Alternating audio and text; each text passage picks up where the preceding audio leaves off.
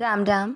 आज हम श्रीमद् भगवद गीता की अध्याय 2 सांख्य योग का श्लोक 34 संस्कृत उच्चारण और हिंदी अर्थ सहित समझेंगे।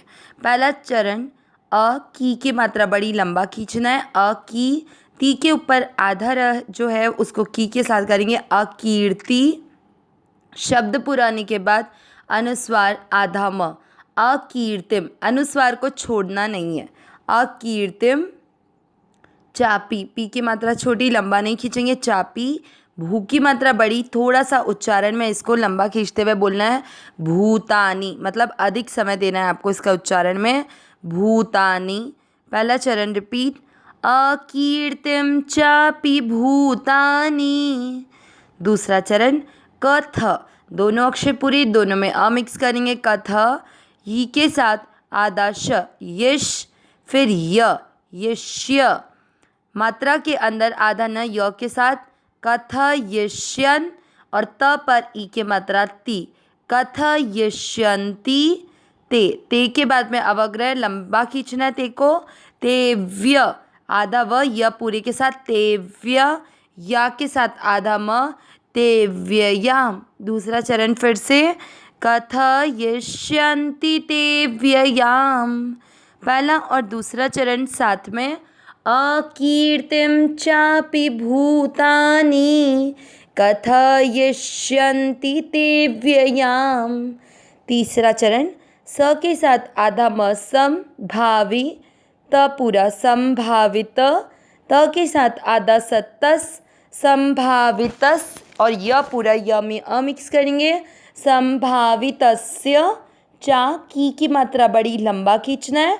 चाकी फिर ती के पास में जो आधा र है ती के पास वाला नहीं जो ती के ऊपर मात्रा पे है वो आधा र की के साथ करेंगे तो चाकीर्ति फिर आधा र और है तो चाकीर्तिर।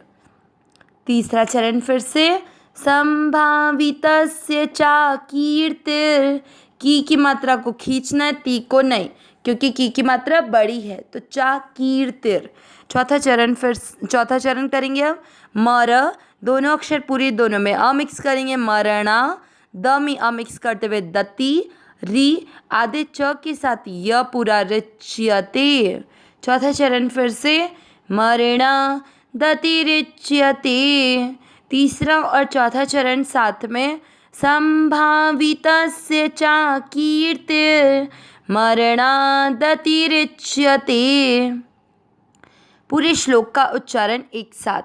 अकीर्तिम चापि भूतानि कथयिष्यन्ति ते व्ययाम संभावितस्य चाकीर्तिर मरणा दतिरिच्यते।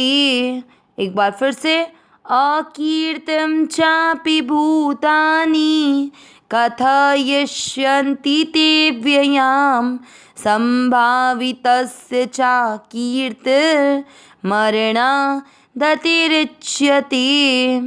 श्लोक का अर्थ देखते हैं। इससे पिछले श्लोक में हमने सुना कि भगवान अर्जुन से कह रहे हैं कि अगर तुमने युद्ध नहीं किया तो युद्ध करने से क्या हानि होगी, इसका वर्णन भगवान पिछले श्लोक से करना प्रारंभ करते हैं जिसे आगे आने वाले और 3 श्लोकों में करेंगे।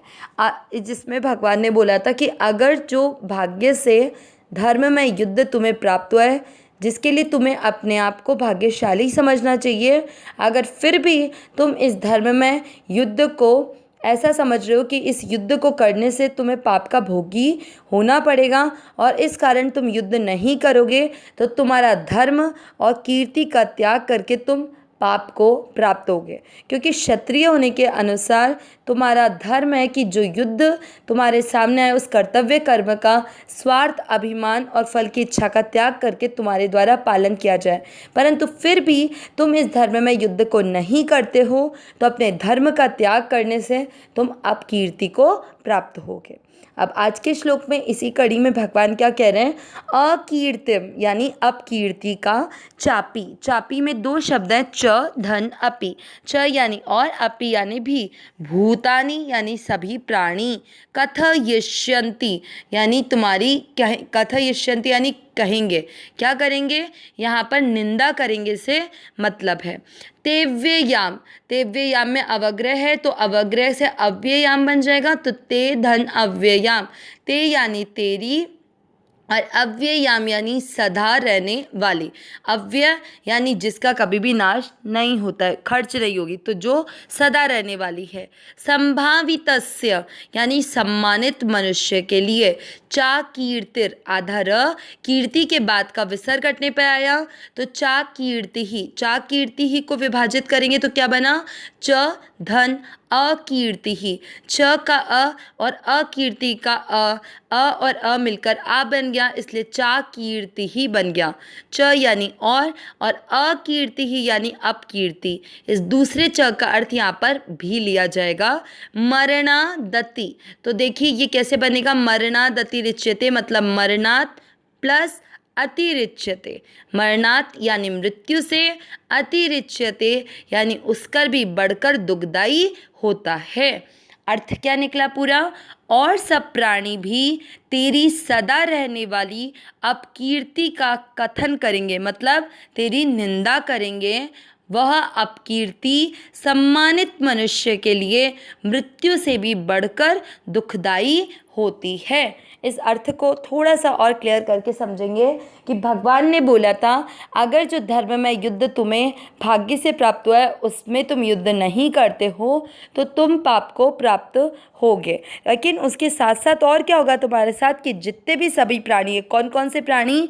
कि जो तुम्हें नहीं जानते, जिनके साथ तुम्हारा कोई संबंध नहीं है, वो मनुष्य, देवता, यक्ष, राक्षस, जिनके साथ तुम्हारी मित्रता है चाहे शत्रुता है, कोई भी हो, वो सब भी तुम्हारी अपकीर्ति करेंगे, तुम्हारी निंदा करेंगे कि अर्जुन इतना अधिक पराक्रमशाली होते हुए भी, इतना उसकी भुजाओं में बल होते हुए भी उसने युद्ध का डटकर सामना नहीं किया, बल्कि युद्ध में भय से पीछे हट गया।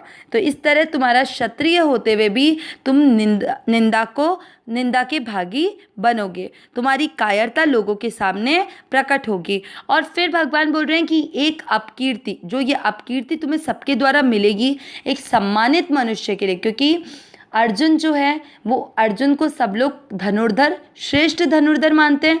अब अगर श्रेष्ठ धनुर्धर होते हुए तुम युद्ध में डटकर सामना करने के बजाय कायरता दिखाओगे तो इससे तुम्हारी अपकीर्ति फैलने के साथ साथ क्या होगा? तुम्हारी सम्मान पे भी एक आँच आ जाएगी। सम्मानित मनुष्य के लिए जब उसका अपमान होता है तो वो उसके लिए मृत्यु से भी बढ़कर दुखदाई होता है, क्योंकि वो अपने सम्मान पे किसी भी प्रकार से आँच नहीं आने देना चाहता है। तो इसलिए भगवान उसे, अर्जुन को यही समझा रहे हैं कि तुम्हें युद्ध का सामना करना चाहिए, नहीं तो तुम निंदा के भागी बनोगे।